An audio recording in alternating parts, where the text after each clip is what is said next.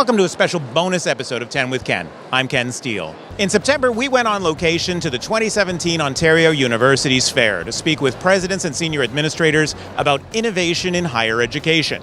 We're at the OCAD University booth speaking with Sara Diamond, the president and vice chancellor. And thank you for taking a few minutes away from all the busyness of talking to parents and students to chat with us. Thanks, Ken. I love the university fair. It's so much fun. You just get to see all this curiosity and hope on the part of students. It's a pleasure to be here and always a pleasure to speak with you. First question was about innovations at OCAD that make you justifiably proud and could serve as examples for other institutions. Okay, so OCAD University adopted a new academic plan, OCAD University, a transformative student experience. And it brings together what we describe as STEAM+D, science, technology, engineering, and math, or you could say medicine, but really married with art and design. The creativity of art, its ability to think out of the box, design's planfulness and strategic capacity and ability to imagine products, services, new ways of being in the world. We're going to be providing all of our students with basic programming skills because we believe that in the complex world that we live in, they need to be digital citizens. In a very uncertain world and future, they need that combination of traditional science knowledge, but very much the kind of innovation and creativity and art and design thinking and disciplines.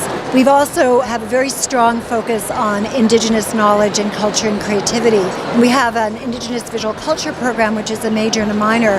But more than that, our goal is to take that knowledge, which really has a different worldview, a different perspective, a different way of dealing with holistically with the environment and human life, and put that side by side in an integrated way with this strength and focus on STEAM+D.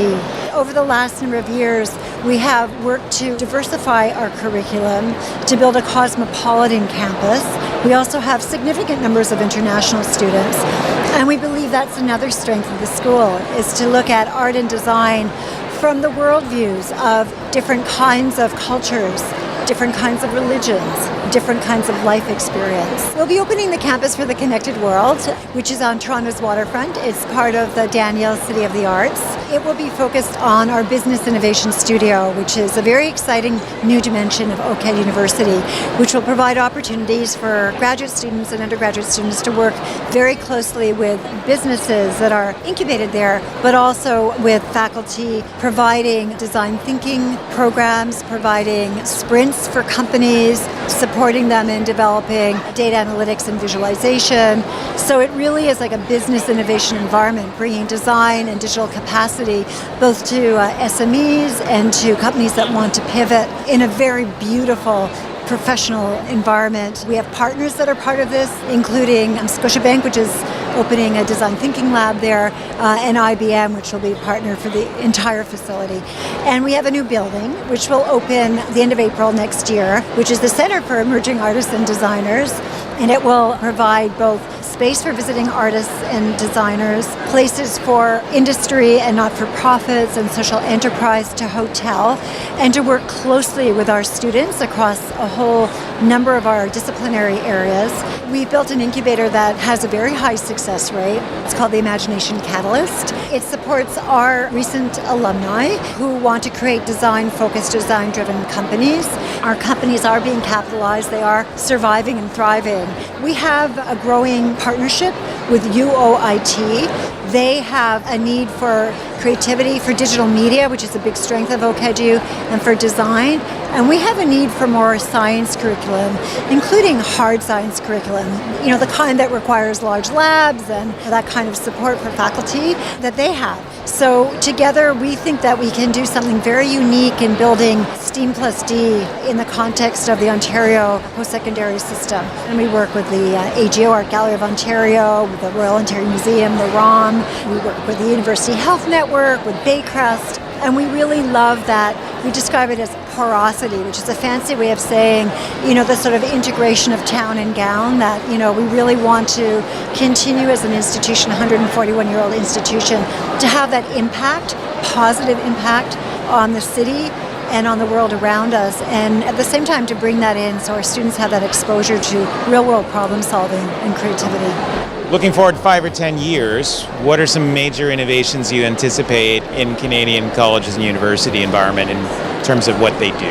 I think that the ways that students pursue their degrees is starting to change significantly, or will change significantly. There's a term for this, which is badging, which is the ability to stack smaller components of credential over time, and within that include experiential learning. And I think universities are going to need to adapt to students that both need to work while they go to school, but also want to work or start a company while they're going to school or start a social enterprise. The sociality of learning in a university or college will not go away. There's still something very powerful about being with other students in a place, but we'll also need to support being able to do this in a digital way. It's really a world of continuous learning, which is a very exciting idea. So we're in a world where we continually need to upgrade the kinds of knowledge that we have. The other innovation is I think we're going to see these really dynamic kind of international aggregates of institutions. OCAD University has a number of very strong international partners, and I imagine over the next number of years we're going to be able to offer joint degrees where a student might well be able to study a graduate degree in Toronto at OCADU and then go to Shanghai and study at an institution there. I also think we're going to see ongoing and increased investment in what we've historically called basic research or blue sky research. I think we're maybe seeing the value of returning to investigator-driven research and maybe better understanding that the outcomes from that research do have applications also in the real world. And I think we'll see combinations of blue sky and applied research in a more fast-track way in some areas because the world that we live in has different kinds of resources, including artificial intelligence and machine learning and the ability to crunch large numbers of data combined with human thinking and creativity in those fields. So I think we're into a very exciting, dynamic time in terms of the development of basic research in this country. One of the things that we're thinking about a lot is the relationship between artificial intelligence, machine learning, and design, and what will design be in the future? What role does user experience have in the interface between using machine learning and AI environments? The affective economy, the emotional economy, the expressive economy, where humans very much need to be that interface to build a relationship between these tools which automate our world and human users. So that kind of social and human dimension will have a different kind of expression. And I also think universities have this huge responsibility as inventors of future technologies in also understanding the kind of social and human impacts of those technologies and helping to build and create other kinds of jobs and other kinds of opportunities for people who are potentially displaced by the technologies that we help to make. What do you believe university leaders can do to nurture a culture of innovation on campus? So I think university leaders have a significant responsibility in building a culture of innovation on their campuses. A part of that is to support investigator-driven research, but also to make sure that that research finds its way into the classroom and into the studio with really good support in our labs for undergraduate and graduate students to learn from faculty. So segregating research faculty from teaching is not a good strategy. And ensuring that you have enough curricular openness and change so that you can really integrate that new learning into your courses, I think is really critical. The second is very much to be militant proponents of diversity, to ensure that diverse voices and ways of understanding the world are part of your curriculum planning and part of the student experience. I think the other way of thinking about innovation is to be highly collaborative within our university environments, or to have deep dialogues about our academic plans, about our research plans, about our visions and missions for the universities, so that we can actually bring consensus as much as possible across the vast diversity of our institutions. You know, I'm a strong believer in working in collaborations that are not only within the university sector, but that we have a tremendous responsibility to build the communities in which we're situated.